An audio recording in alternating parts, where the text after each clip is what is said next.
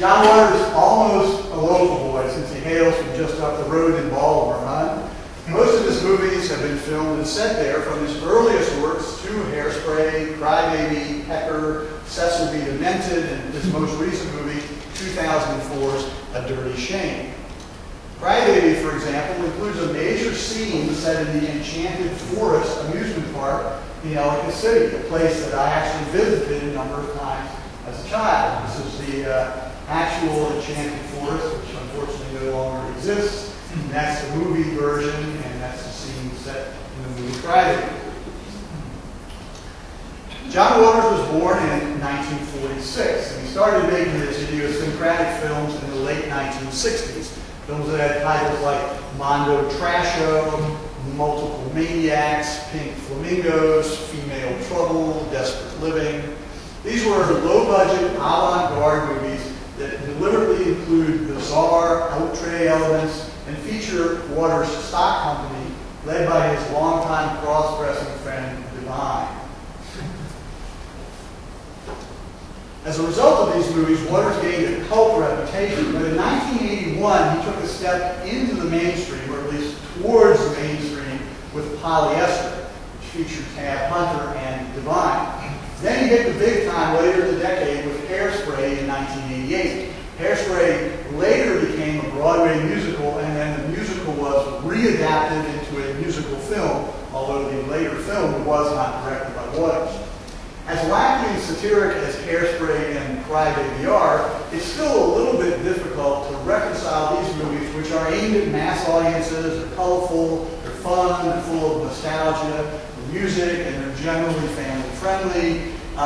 And to reconcile that with Waters' earlier trash cinema, and he called it himself trash cinema, which include things like a woman getting raped by a giant lobster, and a contest to determine who is the filthiest person alive. Crybaby was Waters' first film after Hairspray. It was made in 1990, and there's some clear similarities in the setting and the tone of the two movies. Although Hairspray is set in the early 60s and Crybaby in 1954, both films deal with cross-cultural and cross-class relations. They deal with the lives of teenagers and their parents, and they deal with life in a bygone fantasy land called Baltimore, Maryland, and its surrounding suburbs.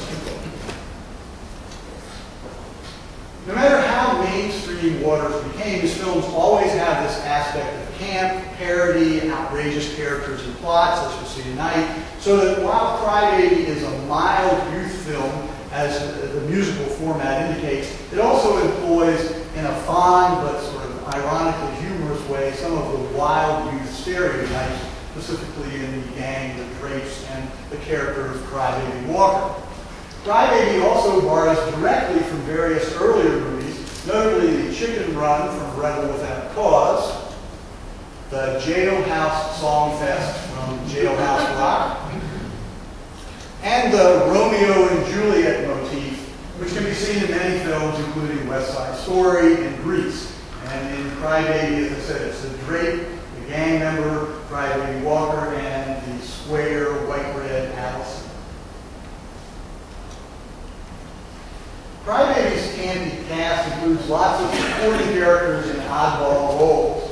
Waters' one of his favorite actresses, Nina Stoll, Troy Donahue, Polly Bergen, David Nelson, Joe D'Alessandro, Andy Warhol, Willem Dafoe, Iggy Pop, Susan Terrell, Joey Heatherton, Patricia Hearst. But the major players, of course, are Johnny Depp. Johnny Depp, born in 1963. He originally wanted to have a musical career, which is sort of ironic, because in this film he sings and he plays in a band. He and Depp actually played in various bands before going into acting in the mid-1980s. Before he appeared in Crybaby, he had made various films, and he was actually a TV star in the series 21 Jump Street. Although Crybaby was released first, Depp made Edward Scissorhands, which was the first of his films that he made with Tim Burton, in the same year, 1990. Depp has 3 Oscar nominations as Best Actor and continues to work regularly, often donning, as we can see, bizarre makeup and costumes, particularly but not exclusively when he's working with Tim Burton, who, as I said, he is he made 8 movies with. Depp's co-star in Cry Baby, Amy Locane, had a relatively brief and minor acting career. In addition to some movies, she appeared on Melrose Place for a while, and then she went back to New Jersey, where she was born, to start a family. In a twist that almost seems like it was taken from a John Waters film, Locane, a married mother of 2, was actually arrested and charged with vehicular manslaughter in 2010. So, not a happy ending for her there. The supporting cast of Cry Baby includes Traci Lords. Traci Lords, some of you would know who she was, but I won't admit it.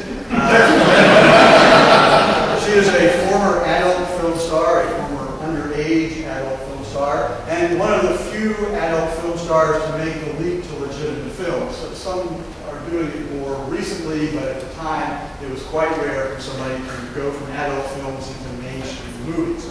Cry Baby was one of the first of her mainstream movies, although in this film she still is cast generally as a sex object. Her subsequent career has mostly been limited to minor leading movies, although occasionally she'll get a role that's more serious and requires her to do some real acting, and she has turned into be a capable actress. And also in this film is Ricky Lake, who was a young, plus-size actress, as we say, who made her film debut in the first version of Hairspray. She has a cameo appearance in the musical version.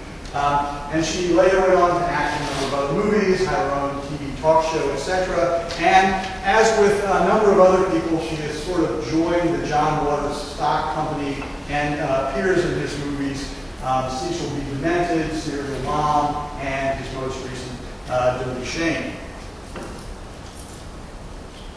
Although Cry Baby wasn't as financially successful as the film version of Hairspray had been, the producers tried to make Lightning Strike twice, and they actually created a stage musical of Cry Baby to try to capitalize and see if they could have the same sort of big hit that the stage musical of Hairspray was, but it wasn't very successful. So look on the internet and try to see how many high schools are doing Cry Baby, the rock musical. You're not going to find very many. High schools are doing Hairspray, the musical. You'll find a whole bunch of them. Cry Baby, the movie, however, has grown in reputation since its original release. As I said, it wasn't hugely successful when it first came out. And it can be appreciated on several levels.